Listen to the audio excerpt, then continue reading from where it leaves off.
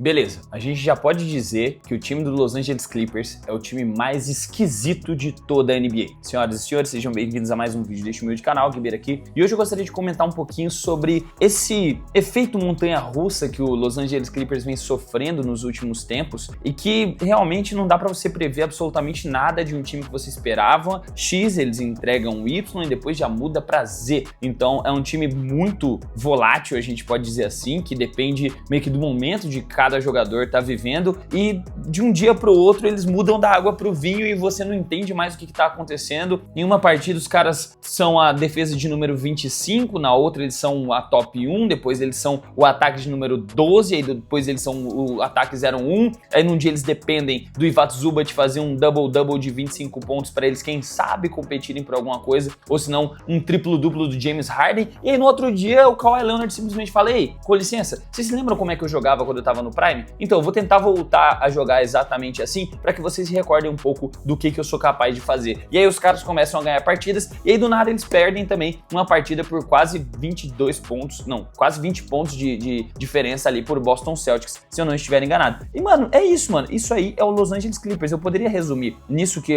20 não, porra, peraí, eles perderam de 31 pontos para o Boston Celtics, inclusive eu errei aqui no valor. E aí, é isso, esse é o Los Angeles Clippers. Seja bem-vindo a essa montanha-russa de resultados positivos e negativos em um time que não dá pra você prever absolutamente nada. No começo da temporada eu falei que por conta da idade, por conta de questões de lesão, por conta de jogadores que não dá pra você confiar que eles vão estar em quadra em back-to-back games, né, tipo jogos em sequência, eu achava que eles iam ficar ali mais pro meio de tabela, algo ali top 6, top 7 times da Conferência Oeste, porque ainda assim a experiência, o coletivo, a quantidade de talentos ali e de experiência dentro de quadra em pós-temporada e tudo mais, pudesse favorecer eles de certa forma. Se cada um ali jogasse na casa dos 50, 55, estourando 60 jogos de forma bem equilibrada com questão à minutagem, né, daria pra chegar até com esse time, quem sabe lá, um pouco mais saudável na pós-temporada. Mas o que tá acontecendo agora é algo surpreendente, pra mim, que eu estava já descrente que o Clippers pudesse fazer algum tipo de reviravolta, e eles fizeram de uma forma bem estranha. E eu quero comentar com vocês no vídeo de hoje sobre isso, uma introdução um pouco grande. Se você tá chegando por aqui agora, se inscreva, ativa o sininho, deixa o like, vai estar ajudando demais esse canal a continuar de pé. E sem mais enrolação, mano, bora começar o conteúdo. E é o seguinte, o que me levou a fazer esse vídeo? Foi realmente o retrospecto recente da equipe do Clippers com questão a resultados coletivos, mano. É algo realmente surpreendente. Primeiro eles tiveram uma sequência de 6 derrotas no mês de novembro, já pra começar bem com o pé direito a temporada 25-26. Depois de 16 partidas, depois dessa sequência, 16 partidas depois, eles ganharam apenas 3, tendo várias sequências de derrotas no caminho. E aqui eu estou falando praticamente de todas as partidas que eles jogaram no mês de dezembro. E eu até vim fazer um vídeo, eu falei, cara, o Los Angeles Clippers é um desastre. A troca do Paul George, por ele ter ido embora a troco de nada, tendo mandado aquele caminhão de pique pro Oklahoma City Thunder, tendo mandado o atual MVP Shai Gilgeous-Alexander pros caras, praticamente selou a melhor reconstrução da história, o melhor trabalho feito por um general manager da história com o Sam Presti. E aí, do nada, do absoluto nada, depois de várias polêmicas, depois dos caras mandarem embora o Chris Paul na temporada de despedida dele, no time que ele mais fez história, assim, criou uma identidade para a franquia, o que a gente tava prevendo que seria uma aposentadoria de camisa, seria um tour de despedida para a carreira do cara, mandaram ele embora do dia pra noite, às 3 horas da manhã,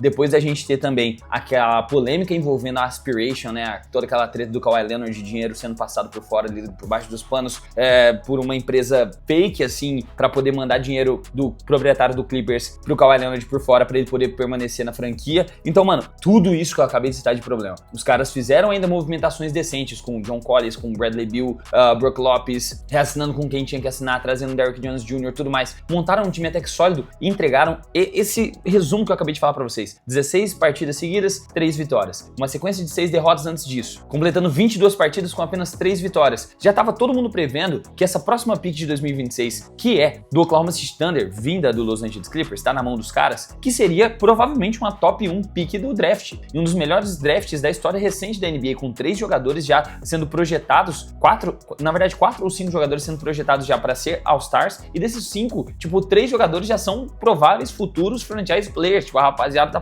pirando o cabeção nesse próximo draft, e os guri ainda nem terminaram uma temporada de college ainda. Pra vocês terem uma ideia como que tá a situação desse próximo draft. Eu até fiz um vídeo breve sobre os 3 principais jogadores, né? É um vídeo um pouco antigo, caso você queira ver, tá aí no canal. E aí, do absoluto nada. Pra ser mais exato, no dia 20 de dezembro de 2025 começa La Remontada. disputada. E num período de 6 jogos, na qual eles conseguiram 6 vitórias, se a gente pegar esse período de apenas 6 jogos, o Clippers foi o melhor ataque e a melhor defesa da competição. Detalhe, eles já estão sem o Bradley Beal, por causa da última lesão dele que vai tirar ele praticamente de toda essa temporada. Eles estavam sem o Ivica Zubac, que também sofreu uma lesão e vai ficar de fora por um determinado tempo. Sem o Chris Paul, obviamente, mas tiveram pelo menos a volta do Derrick Jones Jr. e simplesmente a ascensão meteórica do cara que a gente veio reclamar no último vídeo falando sobre o Clippers, que faltava dedicação defensiva, faltava vontade de contribuir com o time dos dois lados da quadra quando ele estava em quadra. Inclusive, um dos motivos alegam-se da demissão do Chris Paul foi justamente chamar a atenção do Kawhi Leonard pra, tipo, cara, o que você tá fazendo? Cara, você precisa dobrar a marcação. Cara, você precisa marcar um dos melhores jogadores do outro time porque você é um dos melhores defensores que esse time tem. E ele não estava sendo esse cara. E aí o Kawhi Leonard fala assim, ah, é, verdade, agora que você foi mandado embora, eu vou decidir fazer isso, exatamente como você estava falando. E o Kawhi Leonard simplesmente veio acompanhando os desempenhos bons do James Harden. Tava muita gente até, inclusive eu, achando que o James Harden ia utilizar dessa temporada boa que ele vem fazendo com os Los Angeles Clippers para tentar uma vaga em um outro time mais competitivo, tentar uma troca para ele fazer uma última run para quem sabe terminar com o título de campeão. Aí o Kawhi Leonard decide juntar ele nesse momento e entregar individualmente, acho que o período de 6 jogos mais impressionantes da carreira dele. E quando eu digo que é o período de 6 jogos mais impressionantes da carreira dele, você vai falar, não, Guibeira, você tá exagerando. O Kawhi Leonard já foi campeão praticamente carregando aquele Toronto Raptors. O Kawhi Leonard foi o terror lá do LeBron James na época do San Antonio Spurs, e eu concordo com você, mano. Mas se eu te falar que nunca na carreira do Kawhi Leonard ele conseguiu fazer uma partida de 55 pontos e no dia 28, né, pré-ano novo ali, 28 de dezembro de 2025, ele fez uma partida de 55 pontos, 3 tocos, 5 roubos de bola, 2 assistências, 11 rebotes, 5 bolas para 3, sendo a primeira partida na carreira dele com 50 pontos pelo menos. É até louco você pensar que é a primeira partida na carreira dele com 50 pontos, sendo que ele já fez tanta história na NBA. Detalhe, contra o time que é o 0-1 do leste, que é o Detroit Pistons, tem excelentes defensores. Aí talvez você cogite a considerar que esse período de 6 jogos que o Clippers venceu em sequência estão na conta do Sr. Kawhi Leonard e o seu retorno para a NBA.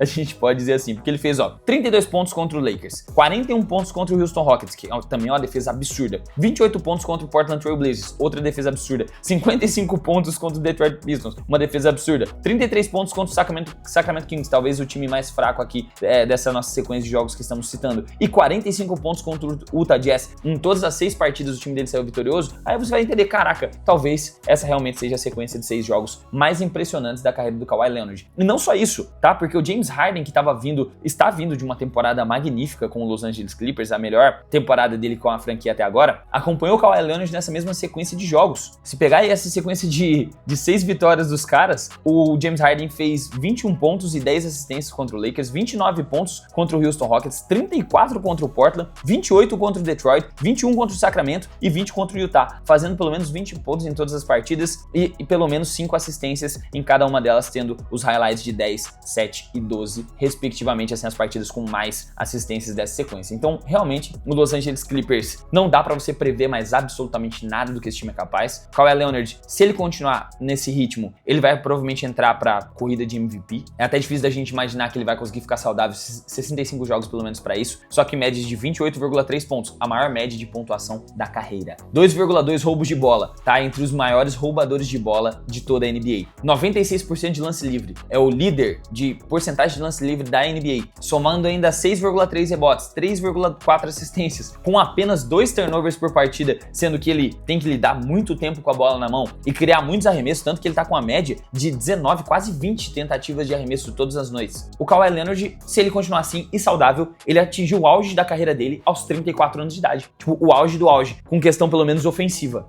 É louco você pensar isso, mas está acontecendo no Clippers, é por isso que não faz o menor sentido esse time. James Harden continua contribuindo absurdamente com 25 pontos e 8 assistências todas as noites, deu pra ver que ele deu ali uma brecada no que ele vinha produzindo por conta dessa ascensão do Kawhi Leonard de forma tardia, a gente pode dizer assim. O Ivica Zubac ainda faz muita falta nesse time, eu acho que ele só não pegou o melhor momento desses 2 principais nomes do time pra ele acompanhar com essa temporada magnífica que ele tá fazendo de 15 pontos e 11 rebotes. Tem até muita gente falando que a falta do Ivica Zubac é o que tá desbloqueando esse ataque do Clippers com questão ao Kawhi e o James Harden, o que eu discordo completamente. Eu acho que eles não deveriam nem cogitar qualquer tipo de troca com o Ivica Zubac, que ele é um excelente pivô. John Collins, mesmo vindo do banco, ele tá sendo considerado o novo Aaron Gordon dessa equipe do Clippers. Eu não tô entendendo nada, porque o cara que antes acabou chegando e não entendendo muito bem o papel dele, muitos torcedores criticaram ali o que realmente esse cara veio fazer para ser um power forward de mais baixa estatura e atlético, mas ele tá entregando praticamente 3 bolas para 3 todas as noites. A ativação dele ofensiva não tá nem perto da quantidade de arremessos que ele teve já na sua temporada de mais prestígio, que ele teve a maior pontuação, só que ele ainda contribui com 12 pontos, quase 5 rebotes e 36% de aproveitamento para 3, principalmente aquela bolinha de confiança da zona morta ele consegue matar muito bem. Derrick Jones Jr. sendo um dos melhores defensores de perímetro que eles têm, somados a 10 pontinhos por partida, teve um retorno interessante. Nicolas Batum parece que vai jogar basquetebol para sempre em alto nível. Bogdan Bogdanovic ainda não chegou bem, né? O cara que é especialista em arremesso para 3 está arremessando 33%, entregando só 8 pontos por partida. Só que mesmo assim, Brook Lopes, nesse tempo na qual o Ivica Zubac tá lesionado, tá conseguindo espaçar mais a quadra, até porque ele estava parecendo que tem 95 anos de idade, mas agora ele parece um cara de 94, que tá conseguindo matar a bola para 3 e espaçar pro Kawhi jogar mais pra dentro do garrafão, pro James Harden agressivar mais o aro, pro John Collins jogar mais em dupla. Então, velho, simplesmente o time começou a funcionar depois da saída do Chris Paul, o que pra mim é loucura. Eu preciso aqui também entregar um pouquinho de méritos a quem merece méritos, como por exemplo o Yannick Conan Niederhauser, é o cara que tem o segundo sobrenome, quer dizer, tem o sobrenome empatado como o maior sobrenome da NBA ao lado do Shai Gilgeous-Alexander. O cara fez partidas recentes aí de mais de 10 rebotes, fazendo tipo 4 pontos na partida e pegando 12 rebotes. Então ele traz essa energia mais jovem, mais atlética, mais explosiva pra dentro do garrafão, coisa que eles não tinham, né?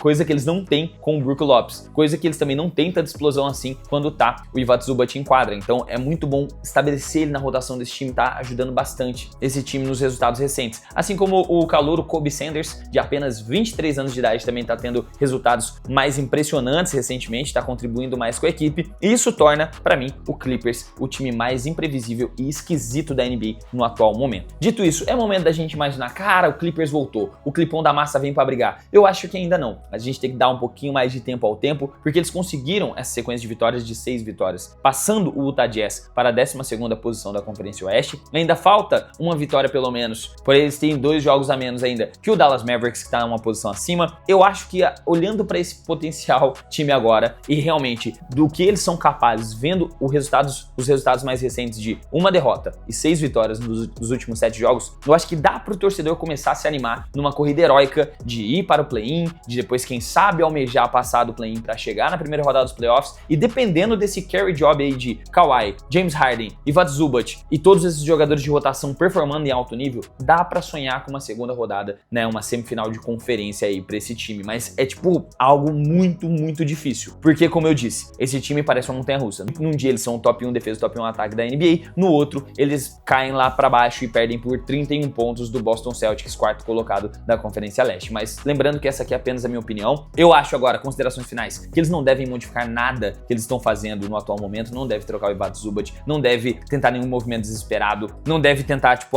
vamos jogar tudo pro alto e vamos pra uma reconstrução, apesar que acho que esse seria o movimento mais interessante com questão a futuro, mas eu acho difícil que com todas essas polêmicas envolvendo o time recentes, eles vão conseguir fazer isso de forma fácil, tipo, trocar o James Harden, trocar o Kawhi Leonard, trocar toda a rapaziada de mais de 35 anos aí que eles têm na franquia e tentar recomeçar, até por causa de toda aquela lore que a gente tava explicando, né, do proprietário, estádio novo, tudo mais, mas pelo menos agora, se o time manter, o que eu ainda acho que vai oscilar bastante, eles vão cair de novo, depois vão voltar de novo, vão cair de novo, mas se eles mantiverem pelo menos algo semelhante ao que eles fizeram nessas últimas 7 partidas, dá pra almejar um play. Mas ainda assim, eu vou utilizar pra fechar esse vídeo a frase na qual eu comecei. O time do Clippers é o mais esquisito de toda a NBA, na minha humilde concepção. E você, o que você acha do Los Angeles Clippers? Deixa aqui nos comentários, que a sua opinião é muito importante pra esse canal. Se você ficou até aqui, você deve ter gostado do conteúdo e das minhas opiniões a respeito do mundo da NBA. Então se inscreva, ativa o sininho, deixa o like, vai estar ajudando demais esse canal a se manter de pé. Se quiser ajudar mais diretamente, tem algumas formas. Deixa um hype aí, deixa um valeu demais. Tem vários meios de você contribuir para que esse canal volte à ativa e volte ao engajamento que a gente tinha antes do meu sumiço de alguns dias. E agora sim, eu vou ficando por aqui. Muito obrigado pela sua audiência, um forte abraço, até o próximo vídeo e falou!